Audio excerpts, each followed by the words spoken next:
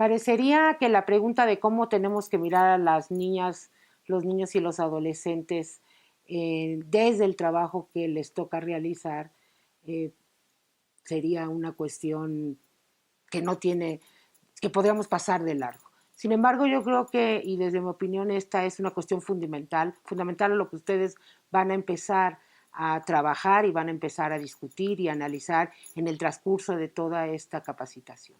Y es cómo miramos a estos niñas, a estos niños y estos adolescentes, más allá del criterio de que sean pacientes, de que sean usuarios, de que sean demandantes de nuestras capacidades técnicas. En la historia de la humanidad, los niños, básicamente durante casi la mayoría de la historia de la humanidad, los niños han sido vistos desde diferentes ángulos a partir de la protección, a partir muchas veces en las épocas en donde no había el control de las enfermedades, con cierto desapego, la mortalidad infantil en menores de 5 años antes de que descubriéramos qué era esto de la higiene o qué era esto de los antibióticos era muchísimo más larga. No en vano, la mortalidad infantil es uno de los indicadores principales de desarrollo de las naciones, el abatirla. ¿Por qué? Porque finalmente en esta época y en muchas épocas lo que trataba la sociedad en su conjunto de los seres humanos era básicamente sí de protegerlos, pero a su vez tener un desapego fuerte para poder elaborar los duelos y las muertes. Cuando empieza la gran discusión de lo que hoy llamamos los derechos humanos, la gran discusión de la ciudadanía, la Revolución Francesa, se empieza esta discusión a través solamente del mundo adulto. Los niños y las niñas en esa época empiezan sí a ser el centro, pero no el centro de los derechos humanos, sino el centro del futuro de las naciones y el futuro de la humanidad. Es por eso que esa visión en ese entonces, iniciando el siglo XIX, era una visión no nada más ya más clara de protección, sino de una apuesta a que lo que se hiciera con estos niños y estas niñas sería el futuro de la nación, ¿no? Sería el futuro del conocimiento, pero no en términos de la ciudadanía. Es decir, esta discusión de derechos humanos se queda postergada durante todavía más de un siglo. ¿Cuál es y qué pretende y cuál es el cambio paradigmático en términos de estas visiones? Básicamente las discusiones que se dan posteriores todavía a la promulgación de la Declaración de los Derechos Humanos en los años 40 y que empiezan más bien en los años 70 en la discusión sobre los niños sí o no como sujetos de derechos. Y esa es la gran ruptura.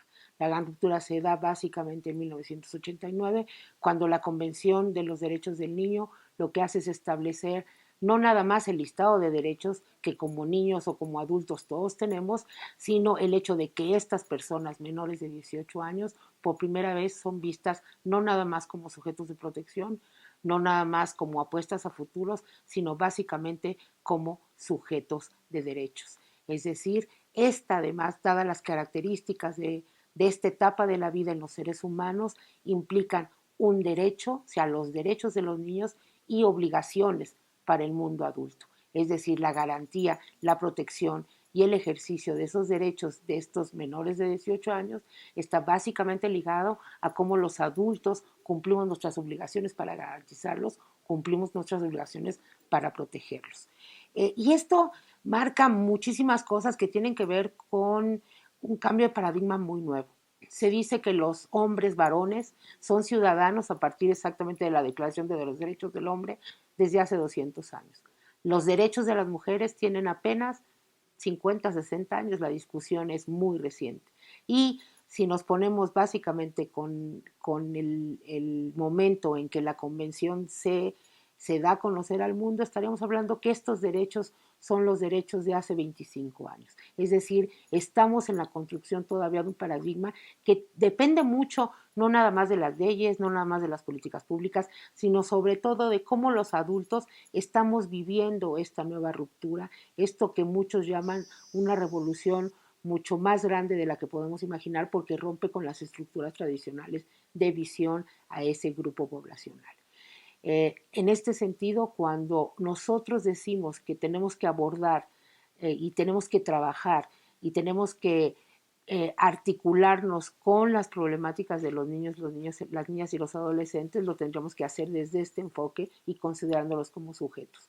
No es nada más porque es necesario en una evaluación clínica tomar una declaración de ellos porque lo requiere, digamos, el marco clínico, sino porque es su derecho que tomemos su opinión. ¿Sí? Y eso es muy importante en términos de lo que ustedes van a empezar a trabajar durante todas estas sesiones. El poder romper la visión de las necesidades contra la visión de los derechos.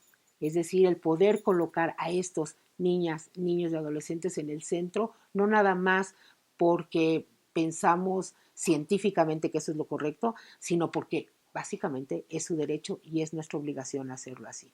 Yo creo que eso tendría básicamente nos colocaría dentro de la lógica de lo que pretendemos y lo que se pretende durante todo este taller.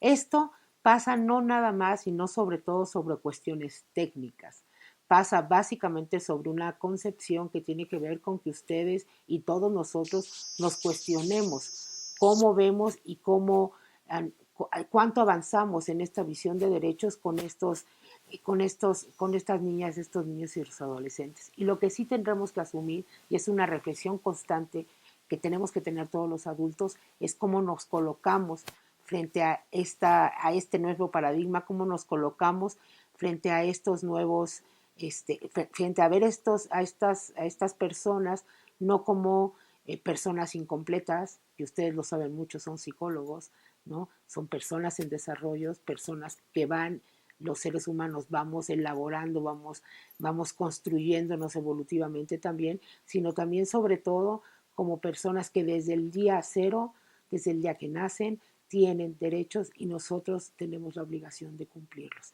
Es difícil, es muy difícil, porque básicamente en el fondo tenemos dos visiones que son preponderantes, digamos, todavía en la sociedad y sobre todo también en la sociedad mexicana, y esto permea también sobre el ejercicio de nuestras labores profesionales, porque nosotros igualmente eso lo traemos en términos de cómo interpretamos el mundo. Lo primero es esta visión de que los niños, las niñas y los adolescentes son propiedades privadas, ¿no?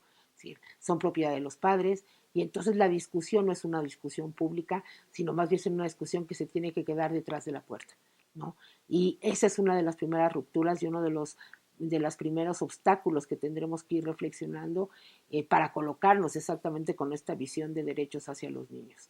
El segundo tiene que ver con que los niños son impermeables y en eso ustedes impermeables a las cosas. Si las cosas pueden pasar en el mundo adulto y no tienen ningún efecto porque los vemos como incompletos. No, ustedes, me supongo, todos bajo su profesión saben que eso no es cierto. Todo lo absorbemos de diferente manera dependiendo y por lo tanto tendríamos que tener mecanismos igual para cómo recuperar todo eso que se va incorporando a nuestra vida y a nuestro pensamiento para poderlo trabajar. A toda esta visión de derechos, que como ya comentamos anteriormente, es una visión moderna, ¿no? Es una visión básicamente de finales del siglo XX, nos enfrentamos hoy y tenemos que reconocer a un movimiento increíble en términos de las concepciones que teníamos igual de las generaciones que nos preceden. Básicamente antes de este siglo, lo que pasaba era que era muy natural el ver que los adultos éramos siempre los que enseñábamos, siempre los que teníamos algo que decir a los niños.